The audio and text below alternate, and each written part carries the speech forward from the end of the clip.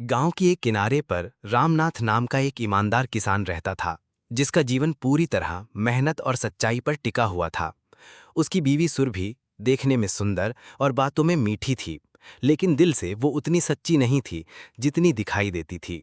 शादी के शुरुआती दिनों में दोनों का जीवन खुशहाल रहा।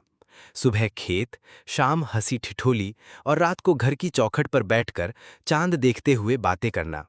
लेकिन धीरे धीरे सुरभि के मन में दुनिया की चमक दमक और ऐशो आराम की चाहत ने जगह बना ली।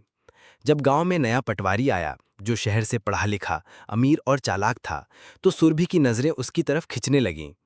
रामनाथ अपनी दुनिया में इतना डूबा रहता कि उसे कभी शक तक नहीं हुआ।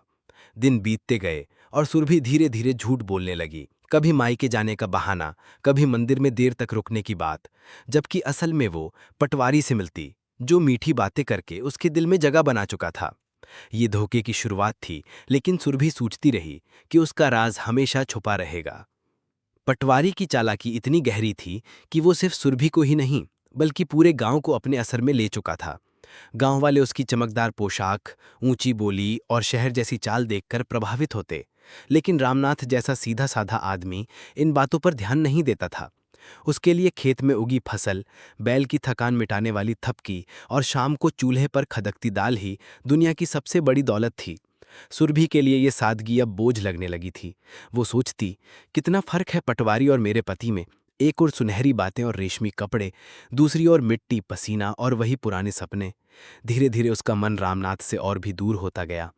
वो पटवारी से मिलते समय खुद को खास और रानी जैसा महसूस करती, जबकि घर लौटते समय उसे रामनाथ की सच्चाई भारी लगने लगी।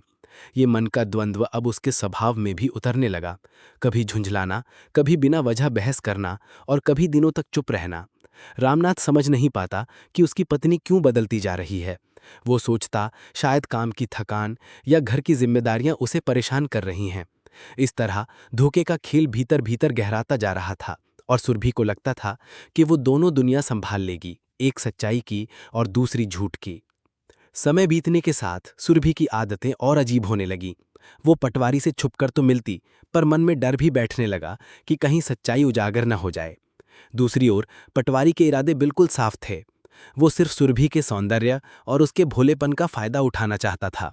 वो उसे तरह तरह के तोहफे देता, कभी चूड़ियाँ, कभी रंग बिरंगे कपड़े और कभी मीठी बातें, जो सुरभि के दिल को बांध लेती।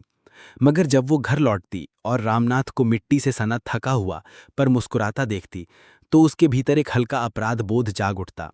पर उस भाव को वो जल्द ही दबा देती, ये सोचकर कि आखिर मुझे भी तो खुश रहने का हक है। रामनाथ अब भी अपनी पत्नी के बदलते स्वभाव को समझ नहीं पा रहा था। वो रात को कई बार जाग जाता और सोचता, क्या मैं कहीं कम पड़ रहा हूं? क्या मेरी मेहनत उसे काफी नहीं लगती? लेकिन उसकी सादगी और विश्वास ने उसे सच्चाई की ओर झांकने नहीं दिया। गांव में धीरे धीरे कानाफूसी शुरू हो चुकी थी। लोग इशारे करने लगे थे, पर सीधे कुछ कहने की हिम्मत किसी में नहीं थी, क्योंकि रामनाथ का चरित्र सबको मालूम था। यही वो मोड़ था जब धोखे की जड़ें गहरी हो गई थीं और उसका असर पूरे गांव पर भी दिखने लगा था। एक दिन गांव में मेले का आयोजन हुआ।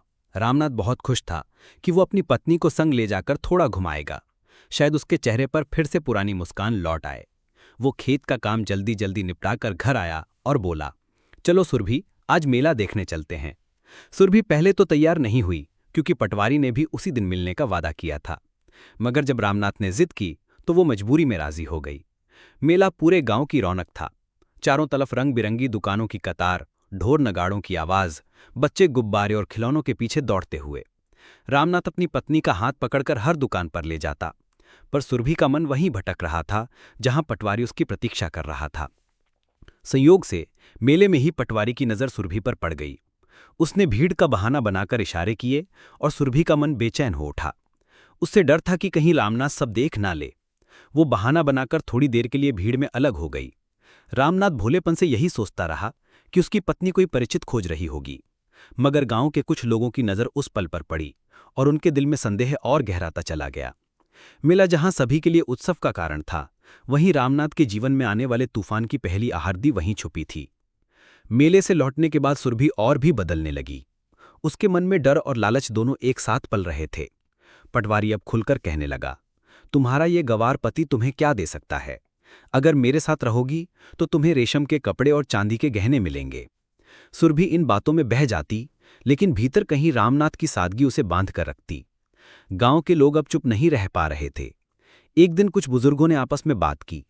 रामनाथ इतना ईमानदार है, लेकिन इसकी बीवी तो घर का नाम मिट्टी में मिला रही है। अगर वक्त रहते इसे चिताया ना गया तो कल बदनामी पूरे गांव की होगी। वे सीधे जाकर कुछ कहने की हिम्मत नहीं जुटा पाए, मगर बातें धीरे धीरे अफवाह बनकर फैलने लगी। रामनाथ तक भी ये कानाफूसी पहुंची। वो पहले तो हंसकर टाल देता, लोगों का काम है कहना, लेकिन जब वही बात अलग अलग जगह से सुनाई देने लगी तो उसके दिल में भी हल्की टीस उठी। उसने सोचा, क्या सचमुच मेरी सुरभि मुझे धोखा दे रही है? नहीं, ये कैसे हो सकता है? उसने तो मेरे साथ 7 जन्मों का वचन लिया है। उस रात वो देर तक जागता रहा। चांदनी आंगन में बिखरी थी और रामनाथ का मन संदेह, प्यार और भरोसे के बीच झूलता रहा। उधर सुरभि अपने सपनों की दुनिया में खोई थी, जहां पटवारी की मीठी बातें उसे किसी और ही जीवन का वादा कर रही थीं। अगली सुबह रामनाथ ने तय किया कि अब वो सच्चाई जाने बिना चैन से नहीं बैठेगा, मगर उसकी आदत सीधे सवाल करने की नहीं थी। उसने सोचा, अगर मेरी पत्नी सचमुच बदल गई है तो मुझे अपने ही घर में पराया क्यों बनना चाहिए? लेकिन अगर सब अफवाह है तो उस पर शक करके मैं खुद ही अपने रिश्ते को तोड़ दूंगा। रामनाथ चुपचाप सुरभि पर नजर रखने लगा। उसने गौर किया कि सुरभि अक्सर किसी बहाने से घर से निकल जाती, कभी भानी भरने, कभी मायके की चिंता का हवाला, तो कभी मंदिर में पूजा का बहाना। वो बाहर से लौटती तो चेहरा चमकता हुआ होता, जैसे किसी और ही दुनिया में जाकर आई हो। एक दिन जब सुरभि पटवारी से मिलने जा रही थी तो रामनाथ ने दूर से उसका पीछा किया। खेतों के किनारे, बबूल के पेड़ के नीचे उसने दोनों को बातें करते देखा। सुरभि के चेहरे पर मुस्कान थी और पटवारी की आंखों में चलाक चमक। वो दृश्य रामनाथ के दिल पर हथौड़े की तरह पड़ा। उसके भीतर तूफान मचा, पर बाहर से वो शांत रहा। उसने उसी पल तय किया कि सच्चाई सबके सामने लानी होगी, लेकिन वो गुस्से या हिंसा से नहीं, बल्कि सच और ईमानदारी से काम लेना चाहता था, क्योंकि उसके लिए धोखे का जवाब धोखे से देना कभी रास्ता नहीं हो सकता था। रामनाथ ने मन में भारी पीड़ा दबाकर गांव के बुजुर्गों से बात करने का निश्चय किया। अगले दिन पंचायत बुलवाई गई। चौपाल पर सब इकट्ठे हुए, बुजुर्ग, औरतें, नौजवान और खुद पटवारी भी। माहौल गंभीर था। रामनाथ ने धीमी आवाज में कहा, मैंने हमेशा सच और मेहनत पर भरोसा किया है, लेकिन अब मेरे जीवन में एक ऐसी सच्चाई घुस आई है जिसे मैं अकेला नहीं सह सकता। इसलिए मैं चाहता हूं कि पंचायत मेरे साथ न्याय करे। गांव वाले चुपचाप सुनते रहे। रामनाथ ने बताया कि उसने अपनी आंखों से सुरभि और पटवारी को साथ देखा है। यह सुनते ही चौपाल में खुसुर फुसुर मच गई। सुरभि घबराई, मगर पटवारी ने मुस्कुराकर बात को मजाक में उड़ाने की कोशिश की। अरे गलत फहमी है, कोई भी स्त्री मुझसे मिलकर घर की समस्या बता सकती है। लेकिन बुजुर्गों ने कहा, अगर बात सच नहीं है तो सबके सामने साफ साफ जवाब दो। सुरभि से जब पूछा गया तो उसका चेहरा पीला पड़ गया। उसने पहले झूठ बोलने की कोशिश की, पर जब सबकी नजरें उस पर टिक गई और रामनाथ की आंखों में आंसू चमकते दिखे तो उसका दिल कांप गया। वो चुप रह गई और यही चुप्पी उसकी गलती की सबसे बड़ी गवाही बन गई। पूरा गांव स्तब्ध था। कोई सोच भी नहीं सकता था कि इतनी सजी संवरी औरत ने इतने सच्चे पति को धोखा दिया है। सुरभि की चुप्पी ने चौपाल पर सन्नाटा फैला दिया। सभी को साफ समझ आ गया कि रामनाथ सच कह रहा था। बुजुर्गों ने कड़े शब्दों में कहा, धोखा सिर्फ पति के साथ नहीं, पूरे समाज के साथ है। और पटवारी, तुम्हारे जैसे इंसान पर गांव का भरोसा करना सबसे बड़ी भूल थी। पटवारी घबराया। उसने अपनी बात घुमाने की कोशिश की, लेकिन अब किसी ने उसकी बातें सुननी ही बंद कर दी। सुरभि की आंखों से आंसू बहने लगे।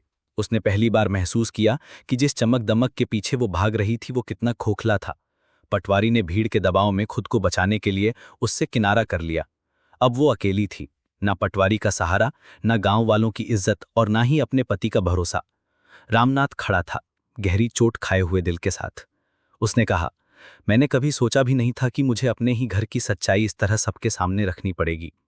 लेकिन मैं किसी से नफरत नहीं करूंगा, क्योंकि मेरा दिल अभी भी मानता है कि नफरत से सिर्फ अंधेरा फैलता है। उसकी आवाज में पीड़ा भी थी और गरिमा भी। गांव वालों ने मिलकर फैसला किया कि पटवारी को पद से हटाकर गांव से निकाल दिया जाए। सुरभि के लिए यह सबसे बड़ा धक्का था। जिसके लिए उसने अपने पति का विश्वास तोड़ा था, वही अब उसका साथ छोड़कर भाग निकला। पटवारी को गांव से निकाल दिए जाने के बाद चौपाल की निगाहें सुरभि पर टिक गईं। वो कांपते हुए रामनाथ के पैरों पर गिर पड़ी और बोली, मुझसे भूल हो गई, मुझे माफ कर दो। उसकी आवाज में डर, पश्चाताप और अकेलापन सब कुछ घुला हुआ था। लेकिन रामनाथ की आंखों में अब वो कोमलता नहीं थी जो कभी उसे संभाल लिया करती थी। उसने धीरे से कहा, सुरभि, तुम्हें माफ करना मेरे हाथ में है, मगर भरोसा लौटाना मेरे बस में नहीं है। धोखा जब दिल को छू जाता है तो वहां खालीपन रह जाता है। गांव के बुजुर्गों ने फैसला सुनाया कि सुरभि को रामनाथ के घर से निकाल दिया जाए, ताकि ये सजा समाज के लिए सबक बने। रामनाथ चुपचाप सिर झुकाए खड़ा रहा। उसके दिल में कहीं ना कहीं अभी भी पत्नी के लिए करुणा थी, लेकिन उसने जान लिया था कि धोखे के साथ रिश्ता जिंदा नहीं रह सकता। सुरभि आंसुओं में डूबी हुई चली गई। न पटवारी उसके पास रहा, न पति का सहारा, और गांव ने भी उसे तिरस्कार की नजरों से देखना शुरू कर दिया। रामनाथ ने फिर से अपनी जिंदगी को खेत, मेहनत और सच्चाई में डाल दिया। उसका दिल टूटा था, पर आत्मा अडिग रही, और यही उसकी सबसे बड़ी ताकत बनी।